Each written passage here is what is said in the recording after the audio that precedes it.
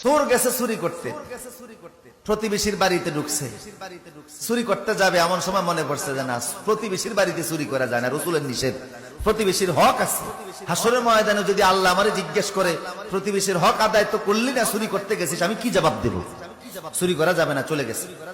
পরের দিন গেছে চুরি করতে আরেক ঘরে, ঘরের ভিতরে চুরি করতে যাবে, দেখে যে মূর্তি, খোঁজ দিয়ে দেখে এটা খ্রিস্টানের বাড়ি। আরে যিশু খ্রিস্টের মূর্তি এই বাড়িতে, বুঝে গেল খ্রিস্টান। বিদুর্মীর ঘরে আমি মুসলমান চুরি করব, এটা হয় নাকি?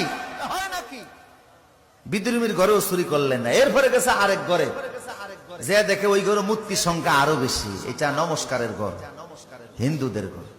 ভাবলেন এই ঘরে তো আরো চুরি করা যায় না, ওরা মুশরিক। এরপরে চিন্তা করলেন না না, একটু দূরে যাই। চতুর্থ রাতে দূরে চলে গেছে এক বাড়িতে, ঘরে যে ঢুকছে চুরি করবে। দোতলার ভিতরে সিন্ধুক, দোতলায় উঠে সিন্ধুকের টাকাগুলি নামে গুনতেছে। গণার সময় দেখে কিছু টাকার উপরে লেখা আছে এটা হালাল টাকা, এই টাকা যাকাত দেওয়া হয়েছে। কিছু টাকার গায়ে লেখা এটা অবৈধ টাকা, এই টাকা যাকাত এখনো দেওয়া হয় নাই। চোর চিন্তা করে চুরি যখন করবো তো হারাম টাকা চুরি করে লাভ কি, হালাল টাকাই করি যেটা যাকাত দেওয়া হয়েছে। এখন যাকাত দেওয়া টাকা সে গণতেছে। আপনারা কি মনে করেন ওর গণার কারণে সময় কি স্টপ থাকবে না? সময় চলতেছে। কিছুক্ষণ পরে দিছে ফজরের আজান। চোর চিন্তা করে আরে আগে নামাজ পরে চুরি। এখন চিন্তা করে নামাজ পড়তে গেলে তো আজান দেওয়া লাগে, আজান ছাড়া আবার নামাজ হয় কি করে? নিজেই ঘরের দোতলা দাঁড়িয়ে আজান দেওয়া শুরু করছে। ঘরের দোতলায় কোত্থেকে মুয়াজ্জিন আসলো, আজান দেওয়া শুরু করেছে। তাড়াতাড়ি তাহাজ্জুদ নামাজ পড়ে দোতলায় যেয়ে দেখে একটা যুবক ছেলে বসে দাঁড়িয়ে আছে। এই যুবক তুমি কোত্থেকে এসেছো? আমনে কে? উনি বলে আমি এই ঘরের মালিক। কয় ফজর নামাজ পড়ছেন নি? কয় না এখনো পড়ি নাই। উজু আছে নি? কয় উজু তো আছে। একামত দেন মিয়া।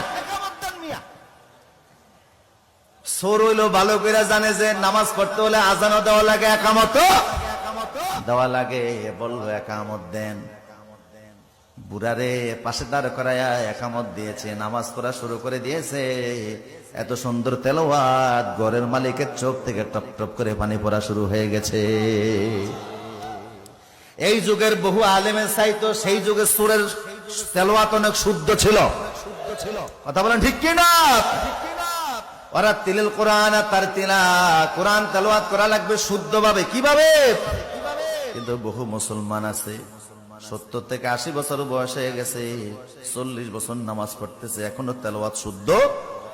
রাসূল বলেছে রুব্বা কারিন আল কুরআন ইয়ালআনুহু, অনেক মুসলমান আছে কোরআন তেলাওয়াত করে অথচ কোরআন তাদেরকে অভিশাপ দেয়। এই অভিশাপ থেকে বাঁচতে হলে কেরাত শুদ্ধ করার দরকার আছে না নাই? আর বাংলাদেশে এর চাইতে বড় সুযোগ আর দুনিয়ার কোন দেশে নাই। কারণ এত আলেম, এত মসজিদ, এত মাদ্রাসা পৃথিবীর আর কোন দেশে। আমার প্রিয় সুদীপ, নামাজ পড়া যেমন ফরজ, কেরাত শুদ্ধ করাও। চোর তেলাওয়াত শুনে গৃহস্থ মানে খুশি হয়ে গেল। খুশি হয়ে বলে তুমি কে, তোমার পরিচয় দাও। বড় সুন্দর কণ্ঠ দিয়ে নামাজ পড়িয়েছো, আমি বড় মুগ্ধ হয়ে গিয়েছি। চোর বলে আর পরিচয় দেওয়ার দরকার নাই, যা হওয়ার তা হয়ে গেছে, আমি যাচ্ছি, আসসালামু আলাইকুম। উনি বলে না, পরিচয় দেওয়া লাগবে। কেন এসেছো আমার ঘরের দোতলায়? তুমি কেন আসছো? কেমনে ঢুকছো? যুবক বলে আসছিলাম একটা কাজে, এখন আর সুযোগ নাই করার, ধরা পড়ে গেছি। মালিক বলে না, বলা লাগবে। বলে ও মালিক, পেটের অভাবে চুরি করতে বের হয়েছি, আপনার ঘরে আসছিলাম, টাকা গুনতে গেছি, এমন সময় আজান দিয়ে দিয়েছে। ভাবলাম চুরি পড়ে আগে নামাজ পড়তে যে ভাবলাম আজান দেওয়া লাগে, আজান দিয়েছি, আপনি আসলেন, একামত দিয়ে জামাতের সঙ্গে নামাজ পড়েছি। এখন আপনার সামনে আর আপনার টাকা নেই কেমনে? উনি বলে আমার ঘরে কি এই প্রথম আসতো না? অন্যান্য ঘরে গিয়েছিলাম, খ্রিস্টানের ঘরে মূর্তি দেখে অমুসলিমের ঘর, সে অমুসলিমের ঘরে থেকে আমি চুরি করি নাই।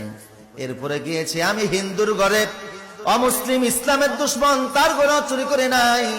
এরপরে গিয়েছি প্রতিবেশীর ঘরে, তার ঘরেও চুরি করি নাই। তারপরে আসছি আপনার ঘরে। এইভাবে করে আপনার ঘরে আইসাও তো নিতে পারলাম না।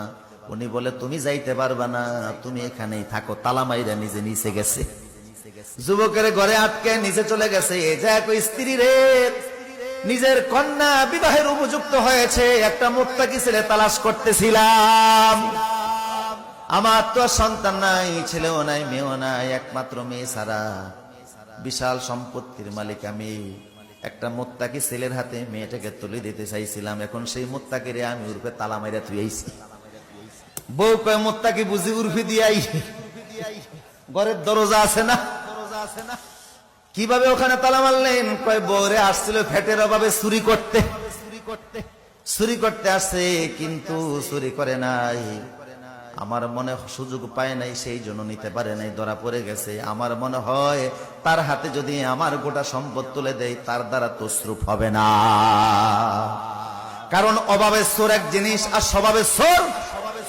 অভাবের চোর যারা, তাদেরকে অল্প দিলেই তুষ্ট হয়ে যায়। ফেটের খিদা মিটে গেলে আর বাজে চিন্তা করে না। আজ যারা স্বভাবের চোর, হাজার হাজার কোটি টাকার মালিক হওয়ার পরেও স্বভাব থেকেই যায়। কখনো মালয়েশিয়াতে সেকেন্ড হোম করে, এরপরে লোভ হয় আমি কানাডায় করি। এত লোভ মিটে না, তারপরে যে আমেরিকাতে, লন্ডন সহকারে বিভিন্ন দেশে হাজার হাজার কোটি টাকা ফাটায়, তারপরেও তার লোভ মিটে না। এমন চোর আছে না নাই? কে বলছে চোর আছে? চোর থাকলে তো হাত কাটা হতো। কথা কোন ঠিক কিনা? কারণ কোরআনে চোরের বিধান কি? আস-সারিকু ওয়াস-সারিকাতু ফাকতাউ আইদিয়াহুমা। আল্লাহ বলেছে চোর যদি চুরি করো তার হাত কেটে দাও। এই আইনটা কি দুনিয়ার মানুষের না আল্লাহর? আল্লাহকে আইনটা বুঝা দিছে না না বুঝা দিছে? দুনিয়াতে যত মানুষ আছে বানাইছে কে?